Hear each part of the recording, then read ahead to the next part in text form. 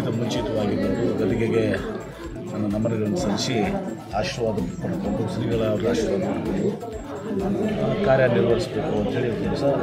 ತುಮಕೂರಿನ ಸಿದ್ಧಗಂಗಾ ಮಠದ ಲಿಂಗೈಕ್ಯ ಶಿವಕುಮಾರ್ ಶ್ರೀಗಳು ಜಗತ್ತಿಗೆ ಮಾದರಿ ಪುರುಷರು, ಮಾಜಿ ಸಚಿವ ಎಂಬಿ ಪಾಟೀಲ್ ತಿಳಿಸಿದರು.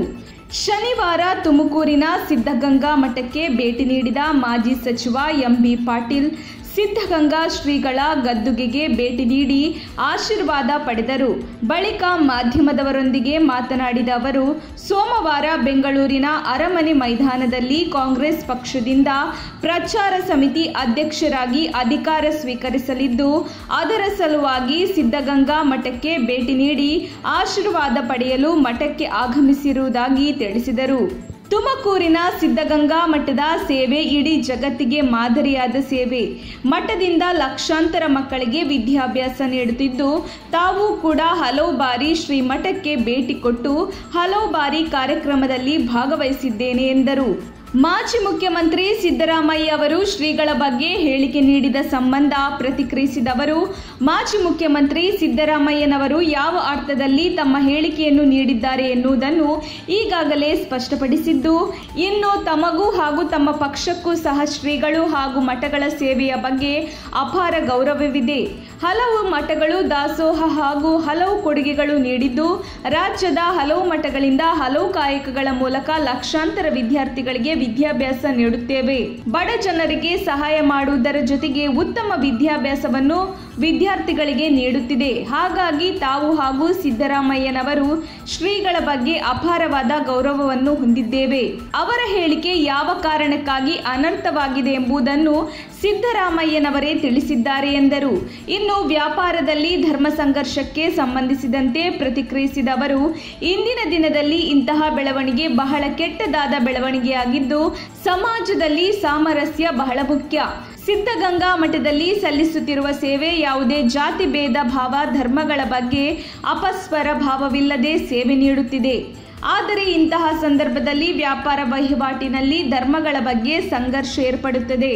ಆದರೆ ಮುಂದಿನ ದಿನಗಳಲ್ಲಿ ಎಲ್ಲಾ ಧರ್ಮಗಳನ್ನು ಎಲ್ಲರೂ ಗೌರವಿಸುವಂತಾಗಬೇಕು ಎಂದರು. ಇನ್ನು ಶ್ರೀಗಳಿಗೆ ಭಾರತ ರತ್ನ ಪ್ರಶಸ್ತಿಗೆ ಸಂಬಂಧಿಸಿದಂತೆ ಪ್ರತಿಕ್ರಿಯೆ ನೀಡಿದ ಅವರು, ಸಿದ್ಧಗಂಗಾ ಮಠದ ಲಿಂಗೈಕ್ಯ ಶ್ರೀಗಳಾದ ಶಿವಕುಮಾರ್ ಶ್ರೀಗಳಿಗೆ ಭಾರತ ರತ್ನ ನೀಡಿದೆ. ಅದರಿಂದ ಭಾರತ ರತ್ನಕ್ಕೆ ಮತ್ತಷ್ಟು ಗೌರವ ಹೆಚ್ಚಾಗಲಿದೆ ಎಂದರು. ಈ ಸಂದರ್ಭದಲ್ಲಿ ಮಾಜಿ ಸಚಿವ ಟಿಬಿ ಜಯಚಂದ್ರ, ಮಾಜಿ ಶಾಸಕ ಡಾಕ್ಟರ್ ರಫೀಕ್ ಅಹಮದ್, ತುಮಕೂರು ಜಿಲ್ಲಾ ಕಾಂಗ್ರೆಸ್ ಅಧ್ಯಕ್ಷ ರಾಮಕೃಷ್ಣಪ್ಪ ಸೇರಿದಂತೆ ಹಲವು ಮುಖಂಡರು ಹಾಜರಿದ್ದರು. ವರದಿ ಮಾರುತಿ ಪ್ರಸಾದ್. ಸರ್, ಈಗ ನೂತನವಾಗಿ ಪ್ರಚಾರ ಇದೆ ಸರ್, ಮಠಕ್ಕೆ ಭೇಟಿ ಕೊಟ್ಟಿದ್ದೀರಾ? ನಮ್ಮೆಲ್ಲರ ಆರಾಧ್ಯ ದೇವರಾದಂಥ ಶಿವಕುಮಾರ ಮಹಾಸ್ವಾಮೀಜಿ, ಲಿಂಗೈಕ್ಯ ಶಿವಕುಮಾರ ಮಹಾಸ್ವಾಮೀಜಿ ಇಡೀ ಜಗತ್ತಿಗೆ ಅವರು ಮಾದರಿಯಾದ ಮಹಾಪುರುಷರು. ಅವರ ಗದಿಗೆಗೆ ನಾನು ಭೇಟಿ ಕೊಟ್ಟು ಆಶೀರ್ವಾದವನ್ನು ಪಡೆದುಕೊಂಡು ಈಗ ಪರಮ ಪೂಜ್ಯ ಶ್ರೀಗಳನ್ನ ಭೇಟಿಯಾಗಿ ನಾಳೆ ಬಿಟ್ಟು ನಾಡಿದ್ದು ಸೋಮವಾರ ಮಧ್ಯಾಹ್ನ 3 ಗಂಟೆಗೆ ಅರಮನೆ ಮೈದಾನದಲ್ಲಿ ನಾನು ಪದಗ್ರಹಣ ಮಾಡ್ತಾಯಿದ್ದೀನಿ. ಅದಕ್ಕಿಂತ ಮುಂಚಿತವಾಗಿದ್ದು ಗದಿಗೆಗೆ ನನ್ನ ನಮನಗಳನ್ನು ಸಲ್ಲಿಸಿ ಆಶೀರ್ವಾದ ಪಡ್ಕೊಂಡು ಶ್ರೀಗಳ ಆಶೀರ್ವಾದ ಪಡ್ಕೊಂಡು ಕಾರ್ಯನಿರ್ವಹಿಸಬೇಕು ಅಂತೇಳಿ ಇವತ್ತು ದಿವಸ ಇಲ್ಲಿ ಬಂದಿರುವಂಥದ್ದು. ಆ ಜೊತೆಗೆ ಇವತ್ತು ದಿವಸ ಶ್ರೀಮಠದ ಸೇವೆ ಒಂದು ಜಗತ್ತಿಗೆ ಒಂದು ಮಾದರಿಯಾದಂಥ ಸೇವೆ. ಇಲ್ಲಿ ಲಕ್ಷಾಂತರ ಬಡ ಮಕ್ಕಳಿಗೆ ಒಂದು ದಿವಸ ಶಿಕ್ಷಣ ಕೊಟ್ಟಿರುವಂಥದ್ದು. ನಾನು ಅನೇಕ ಸಂದರ್ಭದಲ್ಲಿ ಪೂಜ್ಯ ಶ್ರೀಗಳ ಜೊತೆಗೆ ಬಂದು ಇಲ್ಲಿ ಆ ಕಾರ್ಯಕ್ರಮದಲ್ಲೂ ಕೂಡ ಭಾಗವಹಿಸಿದ್ದೀನಿ. ಅಷ್ಟೇ ಅಲ್ಲ, ಶ್ರೀಗಳು ಕೂಡ ವಿಜಯಪುರಕ್ಕೆ ಬಂದು ಫಗು ಹಳಕಟ್ಟಿಯವರ ಸಂಶೋಧನಾ ಕೇಂದ್ರ ಆಗಬೇಕು ಅನ್ನುವ ಒಂದು ಆಶೆಯನ್ನು ವ್ಯಕ್ತಪಡಿಸಿ ಅವರು ಅದನ್ನು ಭೂಮಿ ಪೂಜೆ ಮಾಡಿ ಉದ್ಘಾಟನೆಗೆ ಕೂಡ ಅವರು ಬಂದಿರುವಂಥದ್ದು.